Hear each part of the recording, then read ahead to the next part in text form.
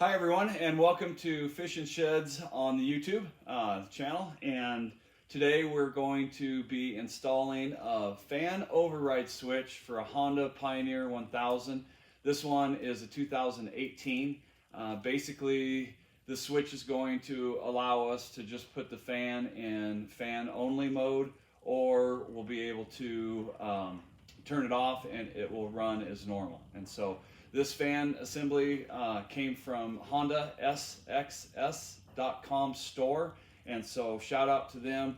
I'm not affiliated with them in any way. There's other videos on YouTube that show how to do this, and there's also information on Honda SXS.com, and so feel free to check out that website. It is a wealth of knowledge. You can just about find anything there or ask a question, and it's amazing how quickly it gets answered. And so shout out to that site. So basically this is the kit that I ordered. It comes with this. We'll undo this here in a minute. It comes with some zip ties to attach it to the frame, and then it comes with a one-page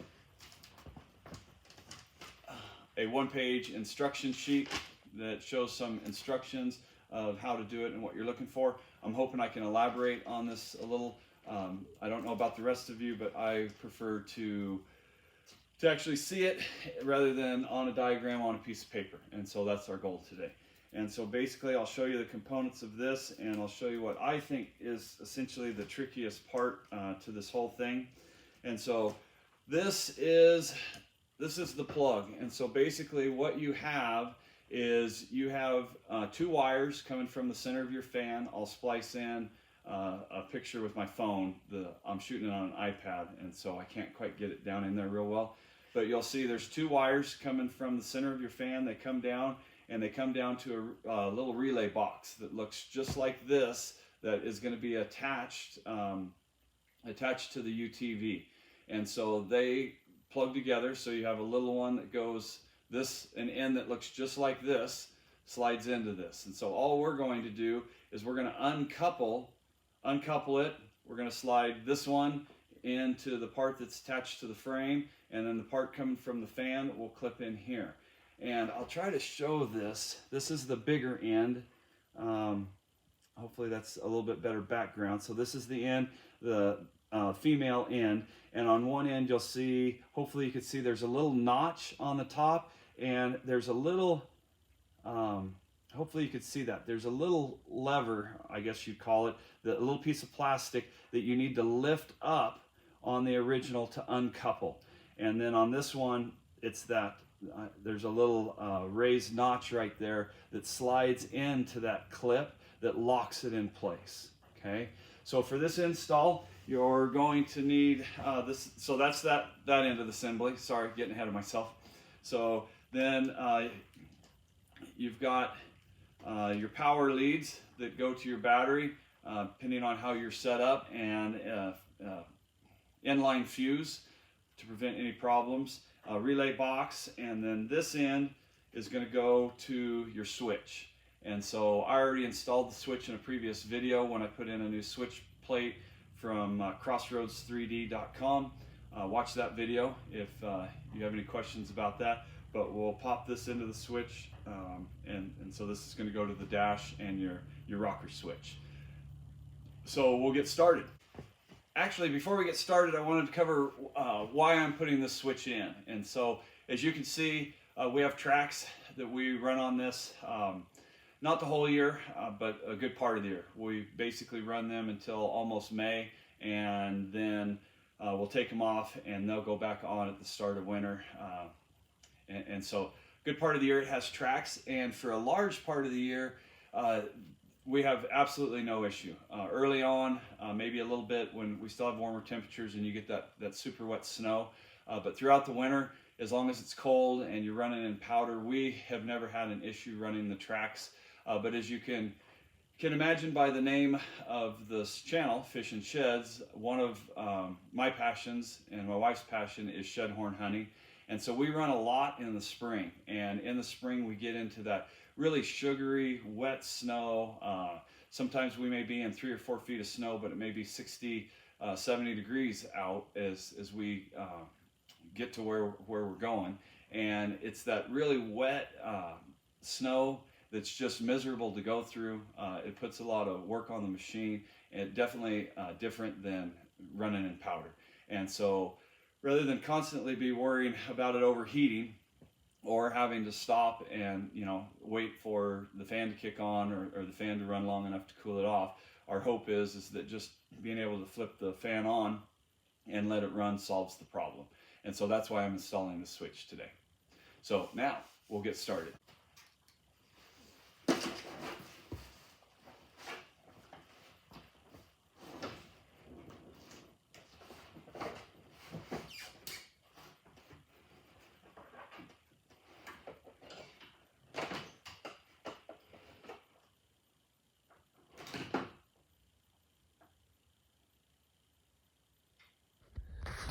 Okay, so hopefully you can see this. This is about as good as I can get myself back in there. But there, that I'm pointing out with my finger, is the the wires coming out of the fan. And if we trace it down, I'll lose it right there.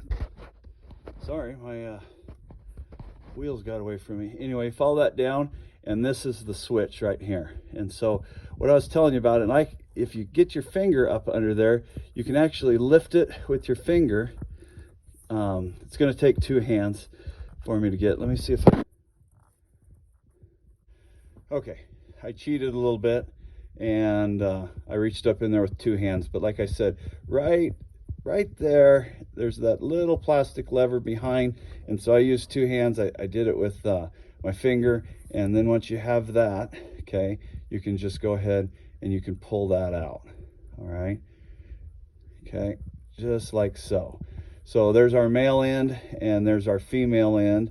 And so now I'm going to set this down for a minute, and I'll get the other one is I've got it routed right here.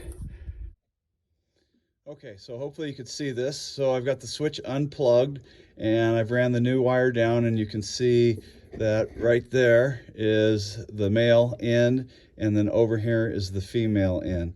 So I'm just going to, I've already unconnected it. I'll see if I can do this without actually dropping my phone for the 100th time. But we're just gonna take, and we're going to plug, actually, I'm gonna put a little dielectric grease in there, so stand by. Okay, so the original one had dielectric grease, but I went ahead and I put some more on the new. And so now I'm going to insert, okay, till it locks. It's locked. I'm going to reach around. I'm going to take this other end. And just don't give you a lot of room.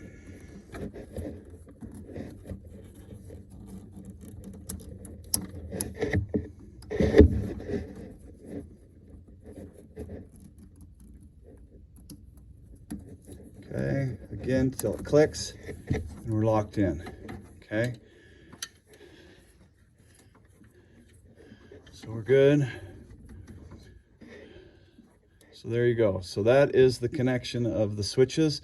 I'm going to pull my phone out of here because I need to get my other hand in there, and we're going to zip tie it up and start working it back towards the battery compartment. I'll tie back in with you on the other camera. Just putting zip ties in, zip tying it. Okay, so here is the wire that my hand's on. Runs down on the passenger side and hooks into the fan there on the passenger side by the front tire that I just showed you. And so here's my relay. Okay, here is my switch. And so what I'm going to do is I'm going to work this back. I'm bringing this under. I'm going to basically feed this back to the switch. Okay, here is my switch plate from the earlier video. And so I've already taken out the push pins that are holding them. So I'm just going to pull this back. As you can see, just before I take it out, as you can see, I already installed the rocker panel that says fan. I know you're getting a glare, but there's the fan override. And so I just got this. I fed my wires.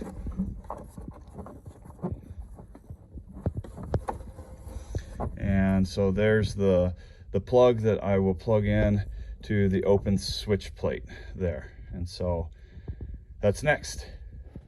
Okay, so I plugged it into the back of the rocker panel, and I put all the push pins back in, and so we are all set to go. We'll move back around to the battery compartment and we'll do the hookup there and then give it a test. Okay, so we got the switch in, and now we're going to go ahead and we're going to hook up the red to the positive end and the black to the negative, starting with the black.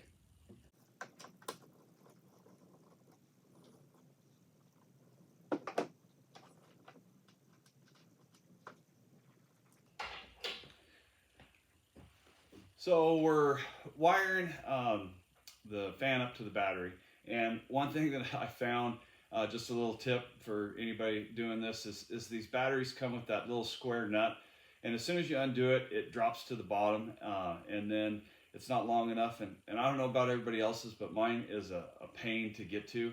And so what I found that works really well, or at least it does for me, is I take the end of a zip tie and a pair of pliers, and so if you just take the thick end, like something that you have, I shouldn't have worn black, but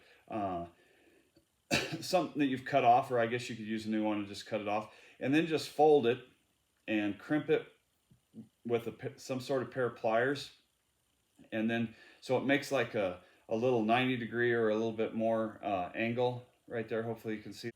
Anyway, slide that.